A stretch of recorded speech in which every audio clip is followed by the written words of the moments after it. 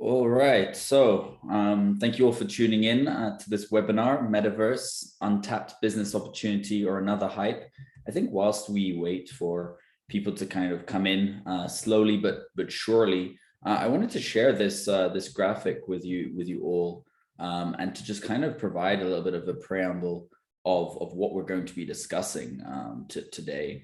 It's a little bit of the history of the metaverse here. I mean, of course, we could go as far back as to say the metaverse started with the birth of the internet in 1983, or with Second Life in 2003. But here you can see quite an extensive outlook on how things have grown. I mean, here you can see around the middle of the graphic here, with Bitcoin being the first application of blockchain, but all the things that have happened actually before Bitcoin to kind of allow the metaverse to kind of become what it is today. And I mean, we're going to be discussing a lot about that very shortly. One of the ones I wanted to kind of discuss as well, just kind of give an intro here, is how entwined we see NFTs and the metaverse being. I don't know if any of you know where the first idea of NFTs kind of came up. And I was doing a little bit of research before this webinar and saw that it actually emerged from a project called Colored Coin. I don't know if any of you have heard of that project before, but this is in 2012 where it first originated. Initially actually issued on the Bitcoin blockchain around 2012, 2013. And colored coins were tokens that represented real world assets on the blockchain, which is quite interesting to see kind of where the tokenization space 10 years later is today.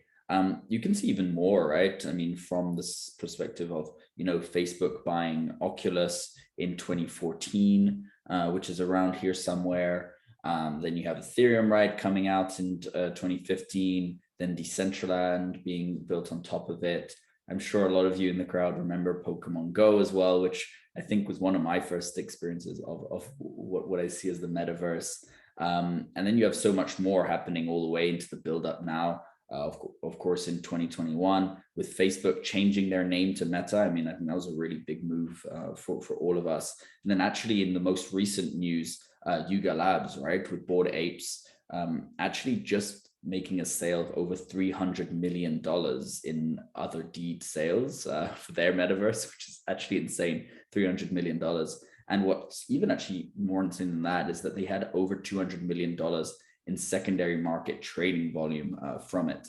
So I definitely believe that the metaverse is highly connected with the NFT space, that really are these digital assets of these virtual worlds. But you know what? I'm going to let Chris talk more about this whole metaverse concept with you right now. And Chris is going to be the moderator for this session, and we'll also be able to introduce you to the other speakers here today. So, Chris, I'll let you take it away. Shiraz, thank you so much for this introduction. And already, as you can see, CVA is already using every minute to give you information, and so as everything is packed with value at this association. I'm going to shamelessly plug this a little bit here as well. And Shiraz will actually wrap them up at the end of the program and give you some more info also on the association, how you can join. So very important as well. So I want to extend a really warm welcome to everyone in the audience. Thank you so much for taking the time, spending this hour of 20 minutes with us. So we hope to bring you, or I think we're sure to bring you a lot of great content today, right around the metaverse. Shiraz already kind of mentioned a little bit the first steps and the kind of technologies and brands that are now sort of leading to where we are. Let me just walk you through the program real quick so you can see where all of those pieces fit and where you get which info. So I'm going to open a little bit with a quick overview, but also I'm going to give you an input, very brief 7-minute input about metaverse marketing from strategy to technology. And I'm doing this a little bit in replacement for one of our speakers, Gustavo Salami, who could not make it because he simply got sick and his voice was completely lost. So he cannot make it today. He's from Kuble, actually a very important player in this whole space. I'll explain that. So that's going to be the first input for you guys. Then we're gonna have we have two wonderful speakers on the panel. From I'm just gonna go in the order of appearance here. First, we're gonna have Dimitris Neocleus on myth busting around NFTs and Web3. So you all know that there is a lot of like hype around this, and we have it in a title. Is it the Metaverse an untapped business opportunity or just another hype? So Dimitris is gonna kind of go a little bit deeper into what the metaverse actually is. What are the components? He's also going to talk about NFTs and the correlation between these digital worlds in the Web3 space and NFTs. But also he's going to take a pin and kind of bust some of the myths that are surrounding this. And I think that's really important. It's a really important thing to do, especially if you're planning to go into this space, either as a player, as a customer, as a provider, as a marketing agency. Is kind of to have this reality check really important in this super fast moving space. Then we have Vaida Saltenyte, who is greeting us here from Cyprus today. She is the head of marketing at YouHodler, and YouHodler is a Lausanne-based crypto company here in Switzerland. And I'm sure she's going to also share the links here. But what the cool thing about Vaida is she actually just literally went through this experience of marketing in the metaverse campaigns. She set that up and had sort of this vision and then implemented that vision. She's going to talk about this from this real world perspective where, ironically, a real world perspective about the digital world. But she's going to talk to you about her experience, how this happened. She's also going to show a little bit how this looks like and how you can actually participate in this marketing campaign and experience. And spoiler alert, you can win something. So we have this really cool intro package here, and then we're going to take it into a roundtable, discuss a little bit those different questions. But I really, really would love to have all of you guys coming in with your questions, your comments, your ideas around this. There are, this is a really open forum. There is no, we really want every one of you to feel connected to this, and so please share your questions in the chat / in the Q&A, actually in the Q&A function, and we can also take it online, and we're gonna talk about everything together. Okay, so let's get started, and I'm gonna let after my sort of intro, I'm gonna let Dimitris really go into the depth of what the metaverse actually is. So I'm not gonna take his part and avoid a little bit of the double sort of the double contenting here. I'm going to concentrate on marketing in the metaverse and why you should do it or not do it. Of course, what I'm going to start out with saying that the metaverse today is something that many of you potentially are familiar with from earlier incarnations, let's say, of 3D spaces. Games, etc. So the concept isn't completely foreign to most people, even if they haven't really seen the metaverse itself. You can, in very simplified terms, you can think of the metaverse today as an evolution of other 3D digital spaces with the added, let's say, benefit of being able to transact directly inside of the metaverse and having NFTs as representing assets. So you can actually trade directly inside of this 3D space.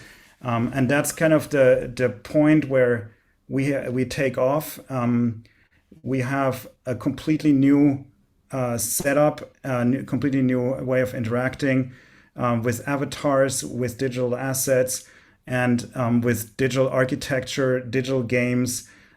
So a space to be explored. There's land to buy, land to rent, etc. So from the perspective of a marketer, the first question is, or from the perspective even of anyone who thinks about entering the metaverse from a business perspective, I think the first thing that you have to figure out is like, who are you? I mean, of course, you kind of know who you are, but who are you in the sense of like what, because that's going to determine what your goals are, right? Are you a marketing company? Are you a tech company? Are you a brand that needs to be present in the metaverse. Maybe you're a gallery, maybe you're an artist, an individual artist, or a group of artists, maybe you're an architecture firm. So it is absolutely essential to establish right from the beginning who you are going to be in the metaverse and what your actual marketing goals are.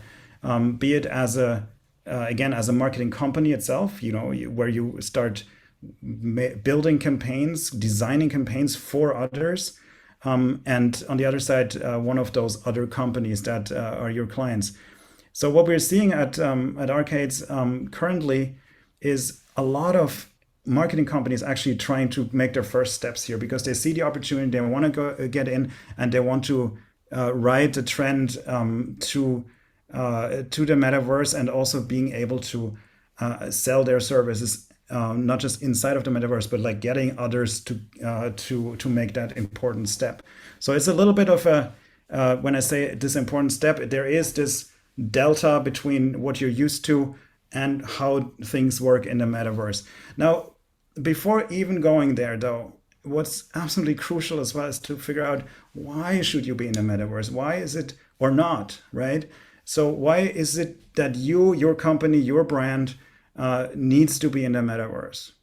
So one of the first things that I think, and this is going to be a little bit of myth busting already maybe here, is that you're not going to find millions of people hanging out waiting for your product there or waiting for your client's product. At this time, the audience that you can actually address in the metaverse directly isn't that great, and that's important to know, right? So there isn't it's not a mass market. However, when you go in there and you establish a presence, a lot of times we're talking about signaling. What are you signaling? Well, you're saying, look, we are a company that is at the bleeding edge of technology, at a societal development, and we are going to be there because that's the kind of company we are. So that's a really important piece of why people decide to go in there.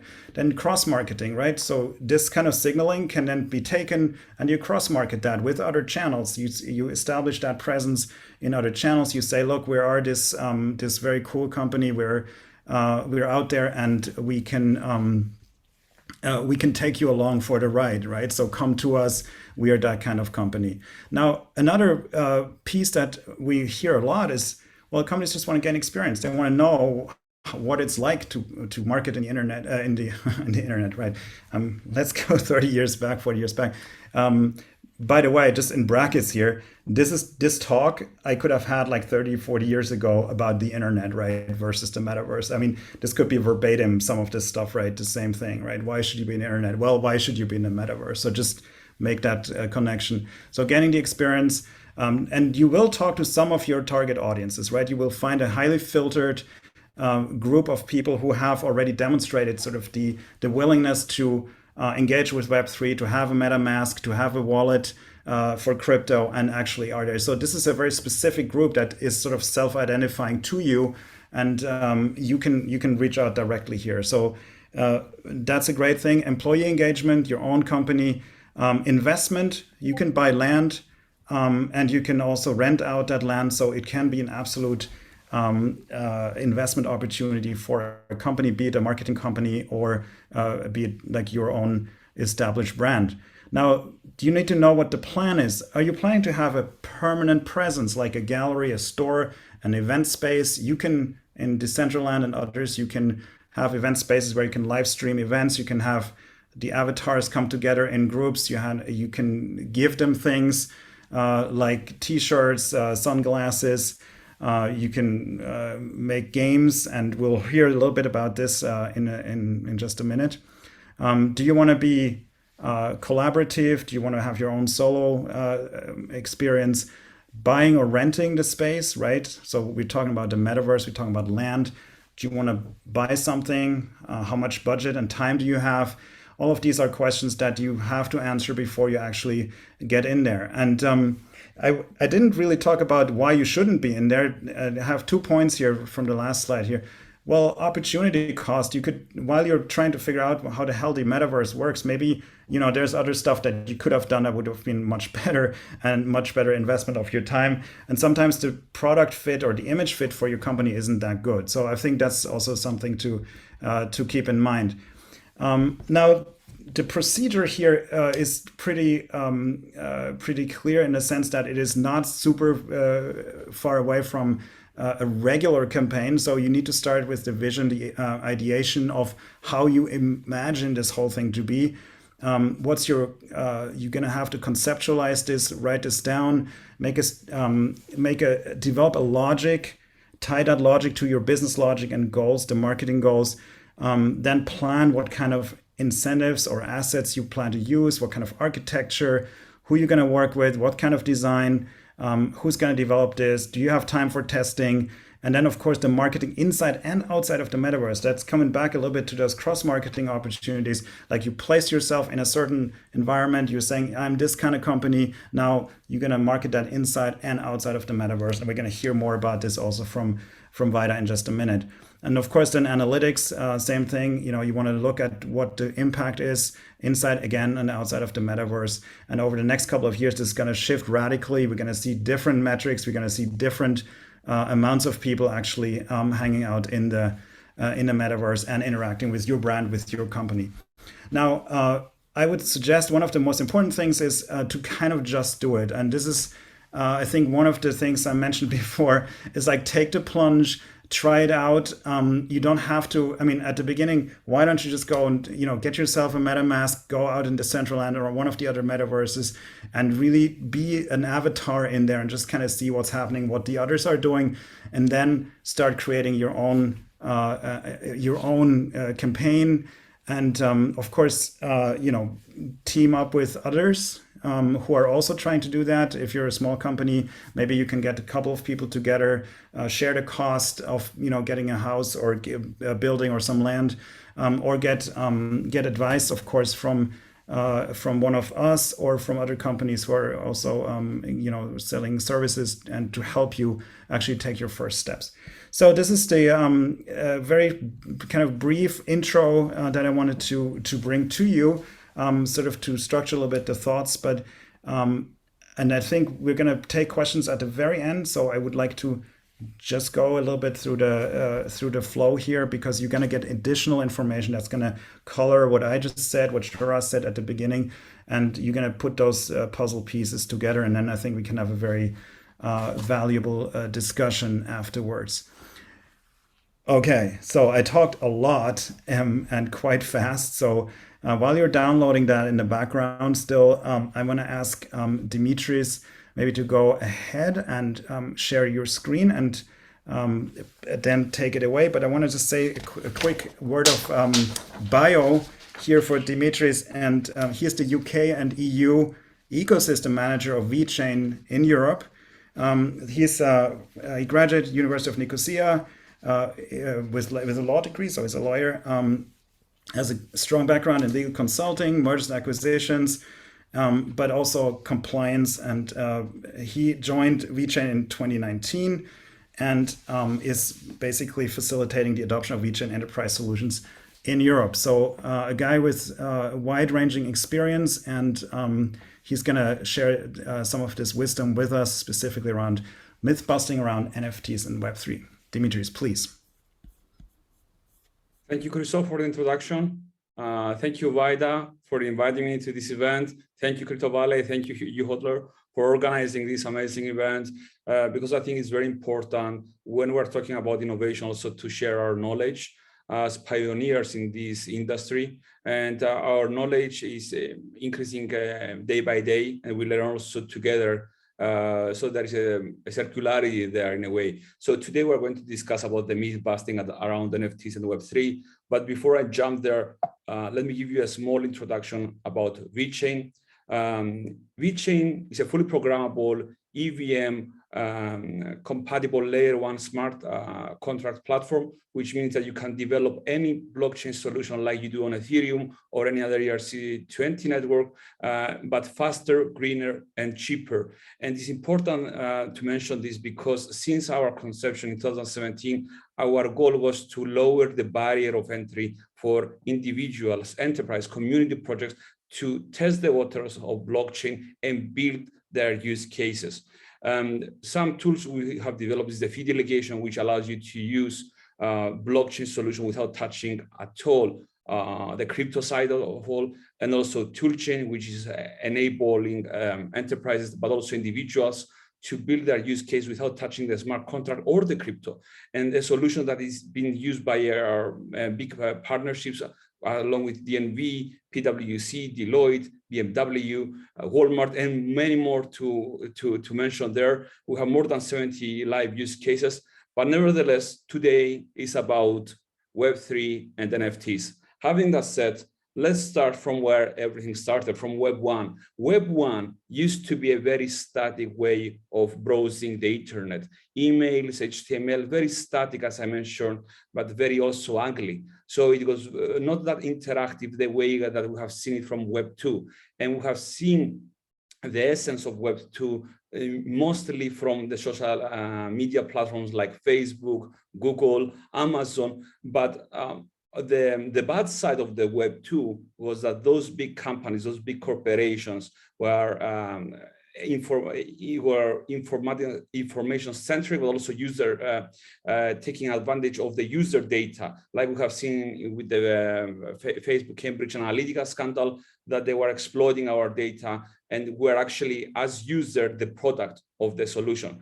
And this is how Web3 came across, is about decentralization, about owning your data in a very secure, immutable, and anonymized way, without having those companies exploiting your data on their own interests. Having that said, the half-truth, as I mentioned on slide, is because everybody says that Web 2 is going to be replaced by Web 3. And it's a half-truth because what we're going to see being replacing are some features and tools that Web 2 are going to become more obsolete. Why is it going to become more obsolete? Having that in mind, when you want to sign up in a service, you can sign up using your Gmail account, your Facebook account, your Twitter account. But when you sign up with those accounts, those are storing your data in the cookies form in a way that you don't know what is happening to your data. Web3 brings the decentralized wallet, as you mentioned, MetaMask, which allows you to sign up in those, let's say, websites, and you can interact without the storing of the data in a centralized database, which is important, as I mentioned earlier, about the exploitation of the data.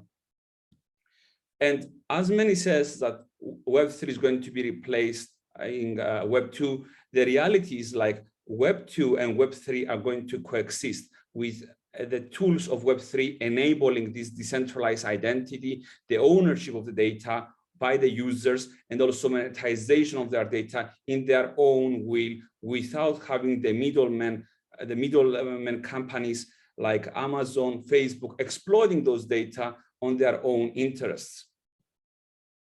And why is important Web3 along with Metaverse? Metaverse is because Web3 will give the foundations for Metaverse. And there is another thing I want to mention about Metaverse, since we're on this stage.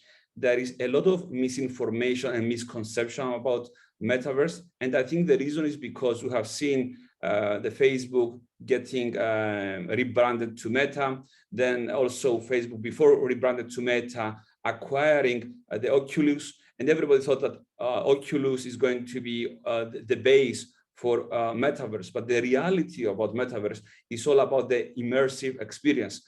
So you can accomplish immersive experience without having the accessories like Oculus, virtual reality glasses, or anything like that. So Web3 is going to be the foundation for Metaverse, and Metaverse is going to be interoperable in a way. We're going to see many metaverses. We have seen also right now the first glimpse of the metaverse, like Sandbox, Decentraland, even Roblox before that.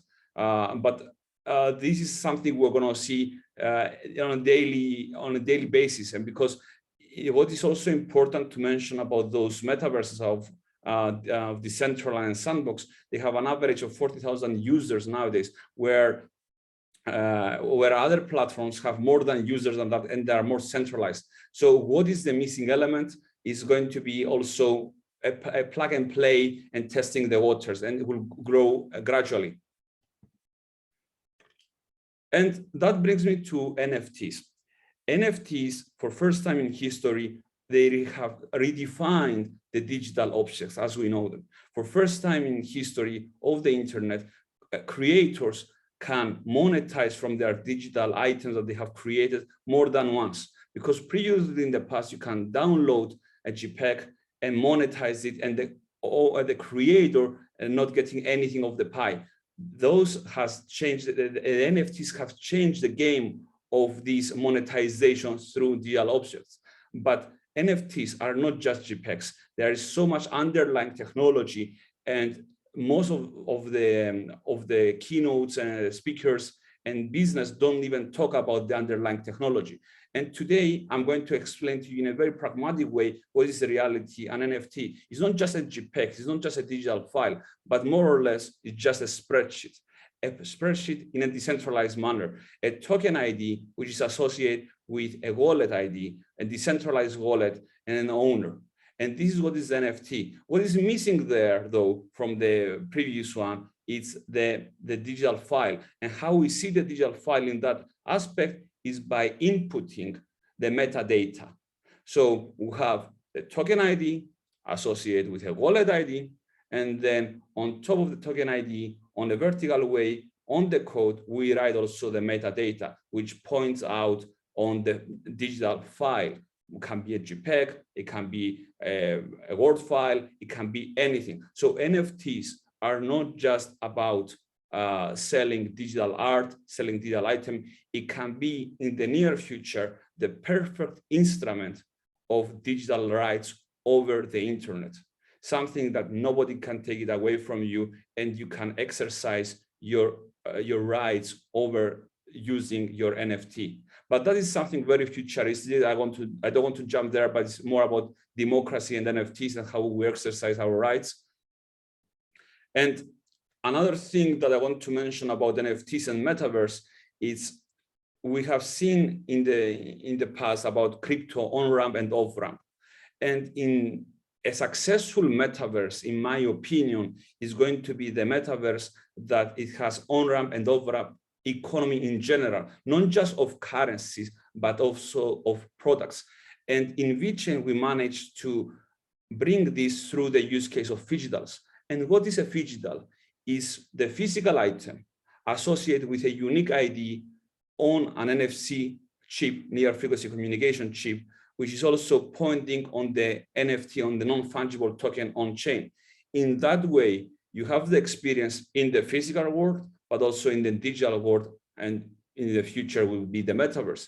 In that way, you can carry on your activities from physical to digital and vice versa. Therefore, there is a bridge between those two worlds. And having that said, let me give you a demonstration of how a phygital works. So here we see Anna Kuni, a painter using World of V marketplace in VeChain. There is a physical painting that she put an NFC chip on the back of the painting, and she's gonna use the VeChain Pro, scan it, and see the NFT token ID, which is associated with the creator, which was given to the owner of it, a storytelling of the painting, but also afterwards, when she's going to press the link over there on the wallet, she's going to be redirected on the physical provenance, authenticity of the physical painting, the raw materials used, the storytelling also on the physical side of the world, because it's very important to bridge the gap. Otherwise, we're going to miss the transitioning, because not everybody is ready for the digital transformation. No, you cannot give to a grandma a decentralized wallet like MetaMask and tell her, sign in here, you can jump in the metaverse. We need to find the right bridge and the right balance having that set. And something important about VeChain, we are the #1, layer 1, sustainable for NFTs and any other use case, where we have seen Ethereum having very high fees, transaction fees. I think 2 days ago, we have seen Ethereum having 1,000 transaction fees, where we see Solana having downtime. VeChain is standing out there for more than 7 years with 0 time downtime, with very, very low fees. And some of the marketplaces have 0 fees. Not only 0 fees like OpenSea, you pay after you sell it, you mint it and you can transfer it for free using the fee delegation, which is something very important about the transitioning of traditional world to the digital world. Having that said, I want you to thank you again one more time. And don't forget, we have also the VeChain Hackathon and the VeChain Foundation grant to apply there to build your project funded by VeChain. Thank you very much. Wonderful. Dimitris, thank you so much for this super interesting input. And specifically, I love the fact that you really went into the metadata as well, because that's something that a lot of folks don't really talk about, don't touch upon, and you kind of make this connection transparent for everybody. And I know some of the audience members, I've seen some already who are very much into this as well. And yeah, very good connection here. We'll come back to some of your points as well in the discussion, and I want to encourage people also to use the Q&A function. So there's the chat, but also there's a Q&A function for the tracking of the questions. The Q&A function is easier for us because we can online answer directly to questions, and individual speakers can also answer already online if they want. So I encourage you to use that and the chat. Now, let's go from this very great overview that Dimitris gave us, and this little piercing of the myths here. Let's go to Vaida and ask her to share her experience that is still fresh in her memory, not memory, but even like it's ongoing as we speak. Let me give you some info on her. She is Vaida has over 10 years of experience in finance and crypto companies, where she specializes in marketing and strategic partnership activities. She's passionate about cryptocurrencies, new tech, and entrepreneurship. And she can see, and I can attest to that, she sees those growth and collaboration opportunities. When you think back of my input at the beginning, I think you can see a little bit where she, how she went through those questions. But I want to ask you, Vaida, maybe to share your experience directly with our listeners here and viewers, and also maybe share your screen as well. Take it away. Thank you, Christoph. Hello, everyone. I'm really happy to be here, and thank you for Crypto Valley Association inviting and having this wonderful webinar, very informative. So while we had few slides on theoretical and quite technical part, let me show you the practical uses, and let me show you the journey of a company where Christoph said you need to decide who you are coming into the metaverse, as a marketing agency, as a company, as a tech company, as a provider, as a developer. I will show you what a company that comes and does not know where to start looks like, and where do we ended up the full journey. So let me start by sharing my screen. And so let's start with our vision. YouHodler being, let's say, a crypto wallet and crypto exchange, and starting slowly developing into more and more different services, and also crypto-backed loans provider, we see that for any, especially crypto industry related company, it's very important to be innovative, to track the trends and use them in the advantage while people talking about them, to being in the buzz.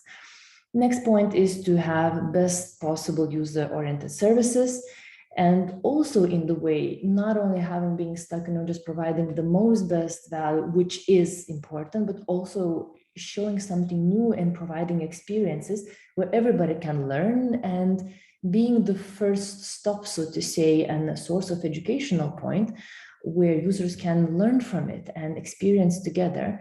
So you have to be where your audience is and what your audience thinks. And this is how we came to the point where we decided, let's see the metaverse. So we identified that metaverse users are quite, well, they are a perfect crypto-oriented audience, which is exactly what YouHodler wants. So it all started with researching and consulting. You need to do, where do you start? What do you do? So we're a financial company. We don't have experience. We have, let's say, some developers who are gamers, but that's basically about it. Where do you go there as a company? So we talked with Christoph here that also presented already the marketing part, and also Christian Eichhorn from Meta Digital as a brand to help us to identify the goal. Us being, so to say, we wanted to see many, but let me just give me a second. I, for some reason, jumped one slide. There we are. This was important. Sorry for that. So what I wanted actually to touch before was a general strategy. What is important to consider? Christoph already touched a little bit about it, but let's see, when the company starts discussing metaverse appearance. First of all, where do you start? Which metaverse? There are few, right? This is Decentraland, this is Sandbox, Meta, Upland. They are all metaverses, but they are all different aspects. Next one, you have to consider budget and resources. Buying parcel, digital landlord, basically it is, you would consider when you start looking at it, it costs quite a lot. And just buying it, it doesn't make anything for you. You have to develop it. You have to develop have a vision, make an architecture, the designs, have developers who will going to develop it. And obviously, once that all ready, you have to have some sort of a event and a promo, and plus marketing budget and a campaign around it. We've seen, for instance, already in the news and in looking into the metaverse, for instance, in Decentraland, how many already if different verticals of businesses adopted this. So we saw retail shops like H&M having their presence, or Forever 21. We saw also banks like JP Morgan launching a lounge where we saw a walking tiger in them. I visited also myself. I looked around what I can do. And actually they decided for this part just to be there. So for people to look around, but there was not really much activity there. We also saw casinos coming in, one of the first adopters, let's say, of the metaverse. After that, when you have a presence, what do you do with that presence? So basically, we see also music events happening, Ariana Grande, huge festivals, or Justin Bieber. We're also seeing fashion weeks for a whole week, different brands presenting their products, their innovative fashion designs, and also see some of the games launching and presenting also on the metaverses and the different metaverses. So it is very important to figure it out what you want to be, where you want to start, what kind of budget and resources you have as a company, what kind of structure should it be, and how you're going to engage your audience. Plus, also how you're going to reward them, because attracting with the rewards is the easiest way, where NFTs comes in and where wearables comes in. And I'm going to show you in a bit how YouHodler adopted all these. So now is the right part.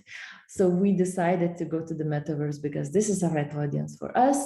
We tried to talk to Decentraland directly, and I must say, unfortunately, they're not very communicative. So when you decide to go and talk to them and they don't reach out back, or they don't get discouraged, go and do it yourself. Because at the end of the day, Decentraland on its own, they are very oriented in building the content, building the actual metaverse, but how it's used and what kind of content companies and people create, it's a free world, and they really want to enable the creative part. So we went and created everything. So when Christoph mentioned, do you buy or you rent? We did not know you can rent. Then there's already let's say companies or individuals where they have parcels and they have their presence, before you commit to buying, you can actually decide to rent a plot, apply a campaign, make a promo,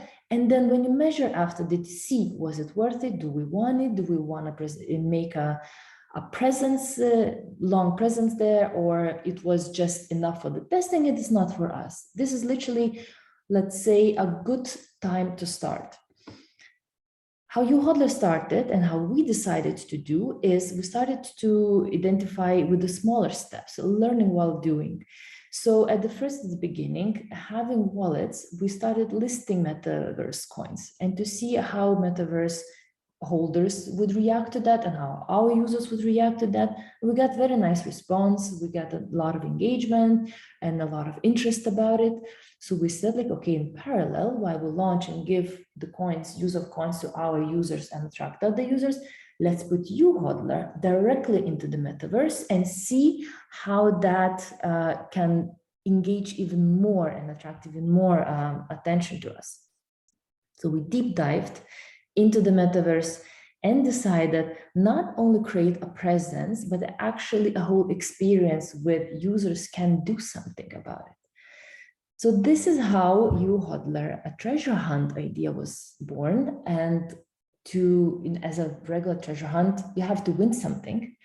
So it's a 3D event structured on skill-based rules with a branded building. So this is our building on a YouHodler, and you see a logo, and you see also our wearable as a hoodie around people. And there is the whole set of tasks that people need to do, need to fulfill to get to the end of the treasure hunt and potentially win the prizes. Rewards that we set to do is $10,000 worth of mana, Decentraland native coin, for winners for each day. So it runs for 3 days, and every day you can win $10,000. This mainly is interest, and let's say we want to attract users from outside Metaverse who, let's say, wanted to try, heard about it, but never considering doing it. So this is bridging, our way of bridging interested parties into the Metaverse and also trying it in a fun way. Launching an NFT was an idea also to attract the users who like already in Metaverse and who already have experiences, they have collectibles, they already know what NFT is, what a wearable is. And bringing here, we wanted not only have an NFT that on its basic, let's say, understanding what we have right now, where it is mainly a use of symbol of status. I have it because no one else has it. I got it because I did something, I fulfilled, let's say, participated and I won one of many, or I bought, let's say, an item and I got an NFT out of it. And this is more like a souvenir, but it's not really an actual use of it. So it does not really have a utility. On YouHodler side, we decided to add that utility to increase, and to add intrinsic value to the NFT, by adding service for YouHodler, for the owner of it. So therefore, you as a company, when you launch a project in the Metaverse, you can add it NFT, not only, let's say, a limited edition of particular branded images or tools, you can also include services into it. And this increased the NFT value, and this increased automatically the willingness of people to participate and to get it. And as a last one, a wearable virtual branded hoodie for all participants was actually a very interesting idea to engage participants and to make them also work and help to promote the whole event, where going through the rooms and filling out the tasks, the hoodie is in the last room and people can claim it. Everybody who came in claimed it, they received it, and now they walk around promoting your brand. If they continue wearing during the day, they log in next day in Decentraland and they walk around and they continue promoting your brand. So this is one of the tools that continues the promotion, not only on particular day. The learning so far, so that was a strategy, what we wanted to do and what we learned. Promotion is very interesting because it's not necessarily goes, on the traditional regular ways that we actually approach this: social media, on-paid organic or events schedules, also press releases, articles, working with influencers helped a lot, ads on working with forums, but also promotion within the metaverse. We discovered that we can actually also list in events, and you can see here a screenshot how YouHodler every single day is an event, and it's visually immediately visible for the participants, and they can pre-book the participation and remember to come and visit your event. Next, there is also possibility of an ad in the main square of Decentraland. Basically, what happens when people come in, when they just log in without knowing any coordinates, they land in the main square where all newbies start, or all participants start. And there are events promos, there are days promos, and there are different other promos. And on the events, you can have an ad there to promote your event, to promote your experience, what it can be, what users can do and see and engage. I saw a question there was about the legal question about the metaverse. And this is a very good question, because at the beginning when we started, we thought, it's going to be amazing, it's going to be easy, we're going to just launch an engagement, a nice event, it's going to be a treasure hunt, if you promote, participate, great. When we started looking into the deeper, it's actually, you also have to consider legal considerations on the company base. While in Metaverse, yes, it is Wild West and anyone can do anything, you as a brand need to consider what kind of users you want to attract, what kind of users can use your business, your services and your tools. So for instance, in YouHodler, we need only specific participants older than 18. They have to, we have some country restriction that we cannot operate. So we had to incorporate these audience restrictions into actual game structure and logics. Therefore, it was became a closed event with the code and with the additional terms conditions, where you define the game rules, but also who can participate, who can win, and what kind of stuff users need to partake to have a participation, but also win the prizes. And this is the action day. So today I'm very happy to announce that a month of work, we launched the treasure hunt of YouHodler in Decentraland, and you can see here a billboard information for users who did not get, let's say, through the original marketing channels. And it was very important for us to have it as an advice, again, from the people and for developers who helped us to develop it. There will be always people who want to break the rules. So we set a code, the code got leaked. We set another rule, the people just shared, nobody cares. They just started running around and telling about everything. But I want to show you how this experience might look like. And this is a short video of our avatar. This is introduction about before the building. You can walk to the building, enter a code. The door is locked, so you cannot enter at the beginning because we wanted to control who is coming in. The game is also controlled by time measurement. Who is starting and finishing fastest through the whole game. Code is in, our avatar is happy. There you go. There are terms and conditions implemented right before opening the door. When the door opens, the timer starts. And walking in, there is a room filled with content. We wanted to fill this content to look like an NFT gallery with content about YouHodler products. You can use these images, promote your products, promote your promo deals. We have a loans product. We add information here. The way we structured also the game, let's say the code, the images were hiding code parts. So basically, if there is a description of the product with the number, we took that number and added it to the code. This is room 2. You need to add the code to it and continue with the journey. I don't want to show everything because, well, the treasure hunt is still ongoing. As a warm welcome to come in, I will post also the coordinates. You can try, you can walk through, you can see how it goes, what we've done. And I'm always very welcome to any questions. I will share, I can help with if you have anything to ask. Hope that was helpful for everyone. If you have any ideas, I'm very happy to connect. Thank you.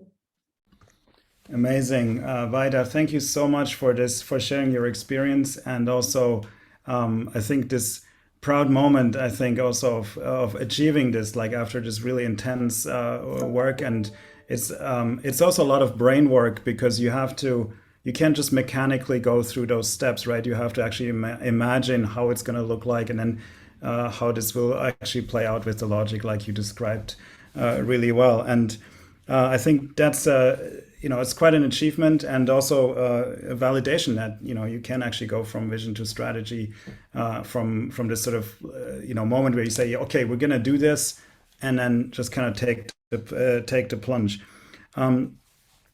So I think we're at the point where I'm gonna have open sort of the round a little bit between everybody, and obviously we also got a bunch of questions that came in, and we answered some of them. You're very active also here in the chat.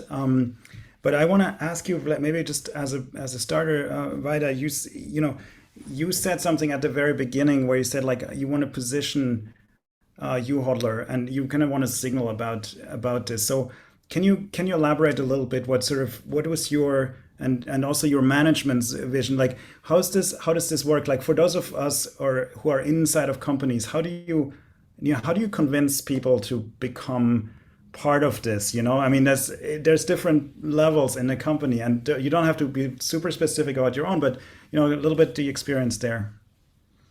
So what happened, let's say that in January, February, and in the past a year to half a year, we've seen the rise of metaverses. And the rise of metaverses were taking over all the media and taking over the articles. And we've seen not only crypto savvy audiences participating and writing about it, and publications writing about it that usually write about crypto audiences. We've seen also right interest about regular audiences and publications, and then we see events launching, and then we see Decentraland picking up, and then we see Snoop Dogg buying a land in the sandbox, and then we see JP Morgan launching a launch, and we realize, no, it's not only crypto nerd playbox, so to say. It's all actually big companies and big names coming in, discovering, viewing it, and we saw it as a channel of a new potential possibilities to be visible, to put YouHodler and the metaverse in one context, to present ourselves as a modern and innovative company that goes with the trend, applies what market is looking for, and applies what users are looking for, what they are interested in. It's like you are interested in, we are also here. Let's play all together. Let's experience this together. We learned about a lot, but we also want to share our users and other users. How can we? What is this metaverse? What is this? Let's touch it. Let's use it, and we can actually participate with it. You also get the rewards. So what's the loss? It's pure engagement, not for everyone. It's just a win for everyone. Wonderful. Yeah, no, I love the fact that you also said, let's touch it, right? Because I think I want to also bridge this a little bit to Dimitris here, sort of having this real experience. And Dimitris, you talked about sort of bridging also the real world, sort of the IRL world with the digital, with NFTs. And there were a couple of questions around this as well in the chat. So can you elaborate a little bit? First of all, how does it work, like, to bring these things together? But what are the benefits that you see, and also what's the development that you see? Are we talking about a couple of incidents that like for, let's say, proof of concept, or are we talking about the mass development? Where do you see this going, Dimitris? Well, in terms of phygital, the phygital came up with the idea that every physical object can be associated with a unique ID on blockchain, immutable ID. And that ID then is associated with different tags, from NFC to QR code to RFID, the different iterant of thing tags that are available. And then what we did was to have the NFC pointing on the NFT, which what I mentioned earlier, the NFT is the token ID associated with the wallet ID of the co-creator, and then the transferring of the metadata, et cetera, et cetera. So having that set, bridging of the two worlds, it was creating a new market of contemporary art, physical art coming on the digital verse. And I saw a question also from Yvonne asking about that art could not be art paintings could not be NFT. Actually, they could be NFT. They can become NFT. And how we do that is by associating the physical item, as I said earlier, with an ID on the chain, and then pointing on also on the NFT. So the function can be also of the NFT about transferring the physical with the digital together. And what we have done, what you have seen actually, Christoph, it was a project developed by World of V. It's a marketplace on VeChain, and it has really boosted their sales because it's pioneering solution. It's something that we have not seen in the industry at all, connecting, bridging the digital with the physical. So okay. It was not just a POC, they have done also other drops of curated artists. And the World of V is very famous for being the first marketplace for physical, for physicals, real paintings. Okay, physicals are basically cyber physical systems, right? Something like that. Very interesting. And so let me also kind of go back to Vaida here and ask you this. I mean, since Dimitris is talking about sort of this bridging between the real and the metaverse world and this kind of hybridization and through the gamification, sort of these metaphorical sort of worlds.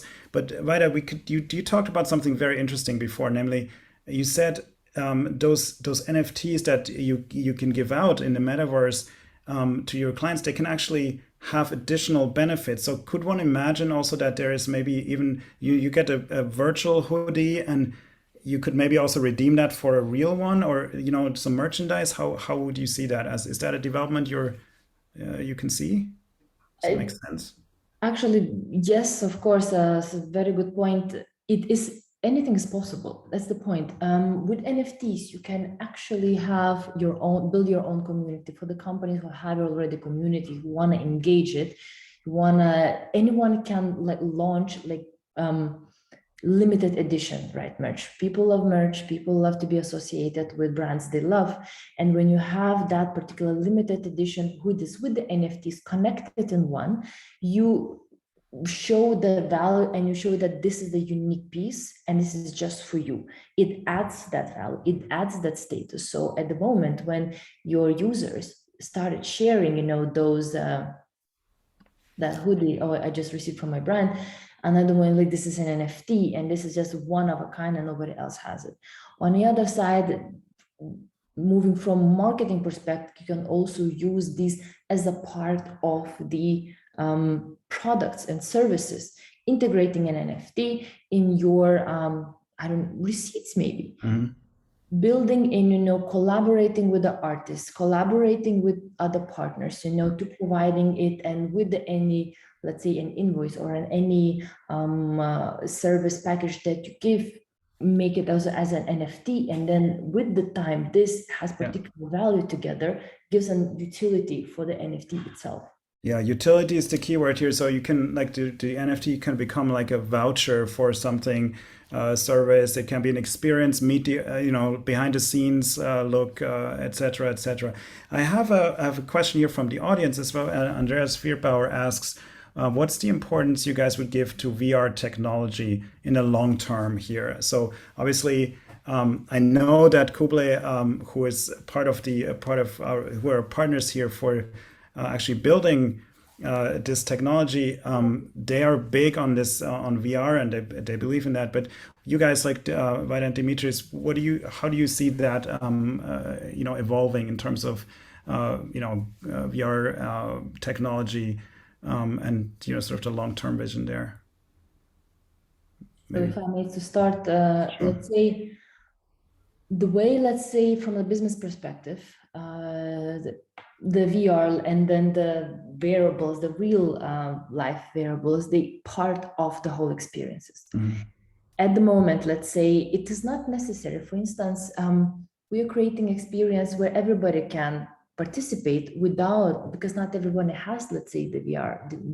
Not everybody has, let's say, the goggles and other equipment.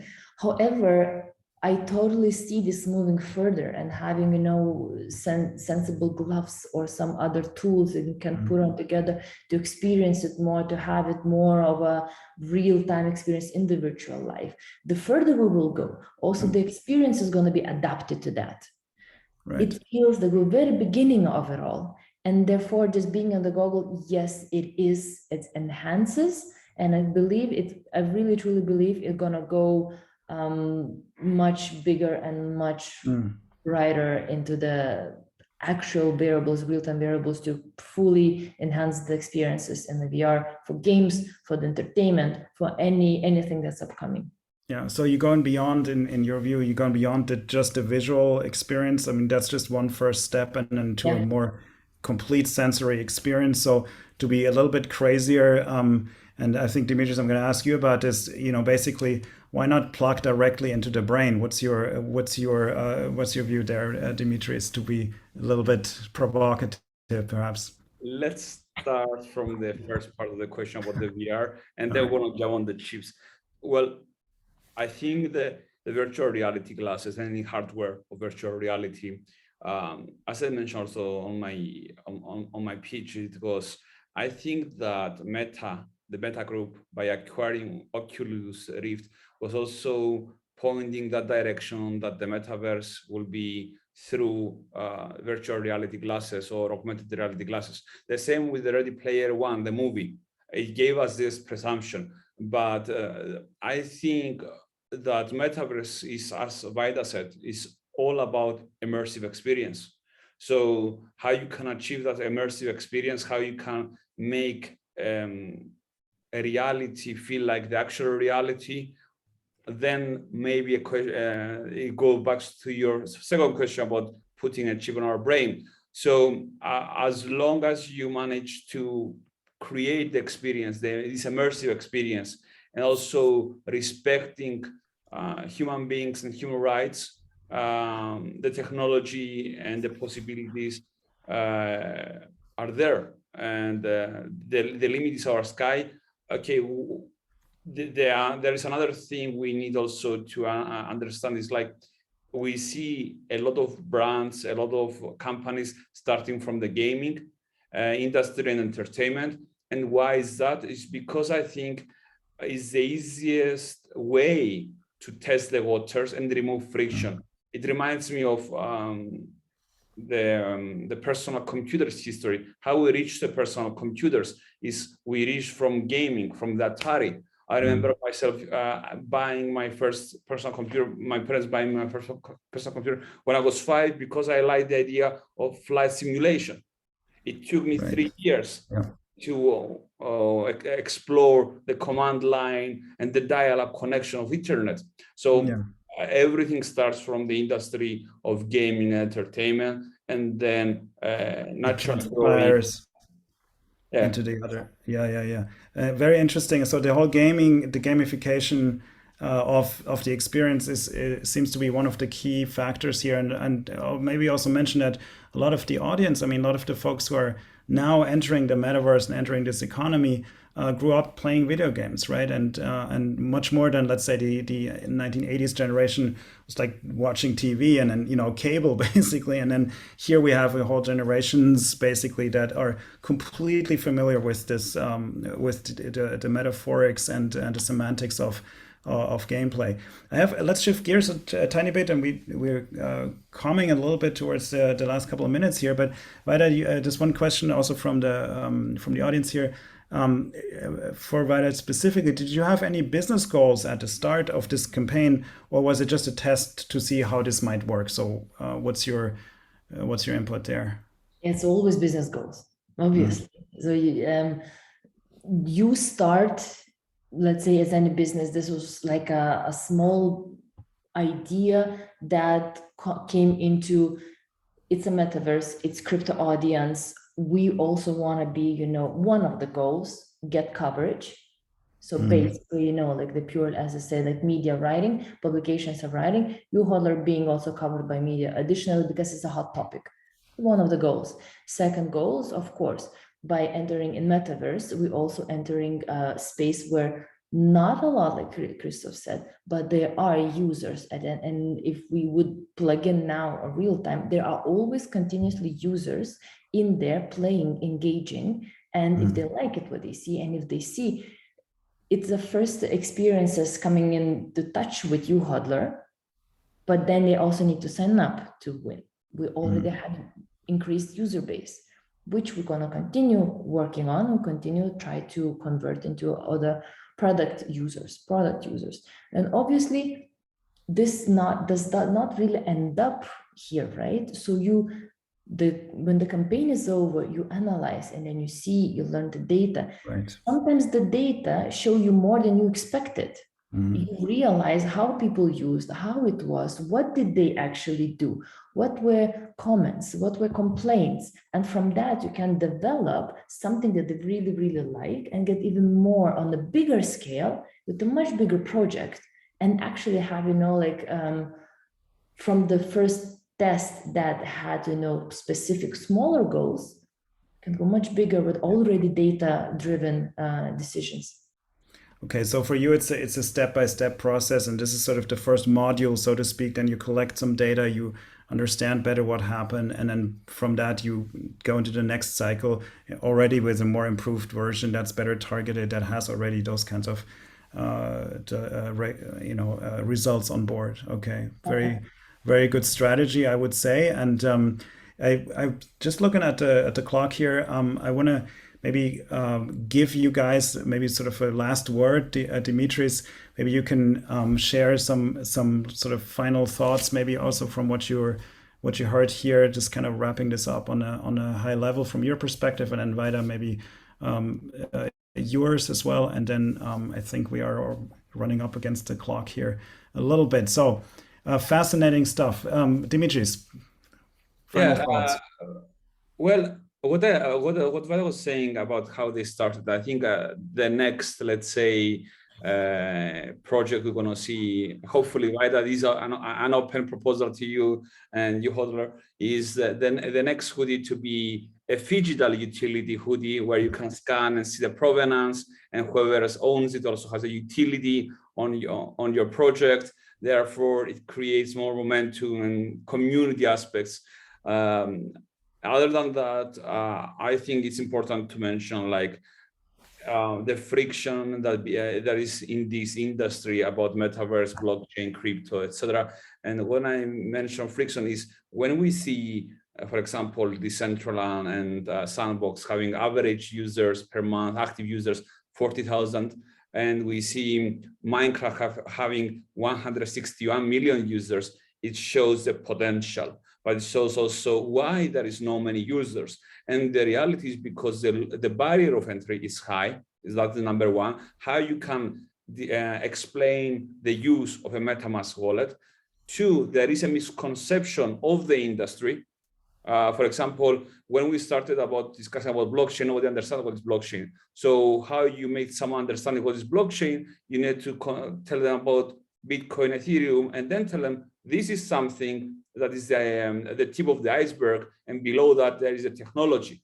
The same with NFTs. There is again the misconception like NFTs are just JPEGs with ownership there. No, NFTs is something more. NFTs, as I said during my pitch, in the perfect, let's say, digitalization, democratization of the internet can play a very important role as an instrument of exercise our rights. It's something very similar to a trust deed when you transfer the title in English law, but immutable way and digital way, the way that I think our generation and the younger generation would like to see. And lastly, respect also to the other group age that is not so familiar with visualization. We need to respect and also go through transitional ways without leaving them outside of this transformation. Yeah. Thank you for having me. That is all I have to say. Wonderful, Dimitris. And I love the point also about sort of, not having a digital divide opening up here. Very interesting and very important piece as well. Almost philosophical question that arises basically from also these two worlds and the use between generations here of this technology. Vaida, what are your final thoughts for this round, observations? I just really want to share the point that the key of decisions and the key of making, the decisions of the metaverse is to spreading the education for people, who have experience like us, to telling. It might look like, like we're trying to promote the businesses, but this is the business experience. And we are all, here just to show the lessons we learned that might help you.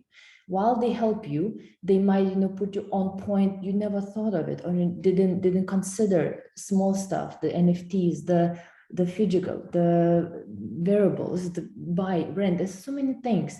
So my personal point and let's say view is it's worth to definitely consider, research, and the more you have, the more information you gain, they also can share the information that you collected, educate the audience, and there's going to be more and more people around it.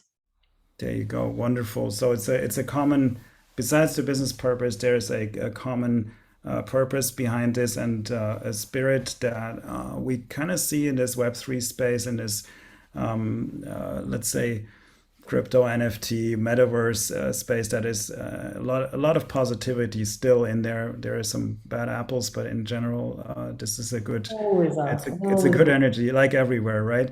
So before I hand it back to Shiraz, I would like to take this opportunity to thank our wonderful panel here, Vaida. I just want to say it was a real pleasure also working up to this whole. This moment, basically. Congratulations on the launch, and I hope it works out for you really well, and you get those experiences and like what we discussed. So good job, and thank you so much for sharing this. Then Dimitris, also your great insights, really, and that's also just getting this feedback also from the audience here. Really great insights that you shared as well, and I think very interesting. This bridge between the real and the meta worlds, and also your thoughts on a little bit the philosophical thoughts here that arise from this. So thanks very much to you guys, and a huge thank you to our audience, to all of you who have shared some of their time with us. We know everybody's busy and there's a lot of content out there. So at CVA, this is very, very much appreciated that you engage with us, and please tell your friends as well about this and share this. There's going to be a recording of this as well that we can share with you as well. And do not forget to go try out that treasure hunt, whether it's for YouHodler or not. It doesn't even matter. The point is that you'd go try the metaverse. The only way to really understand what's going on is to try it and do it yourself.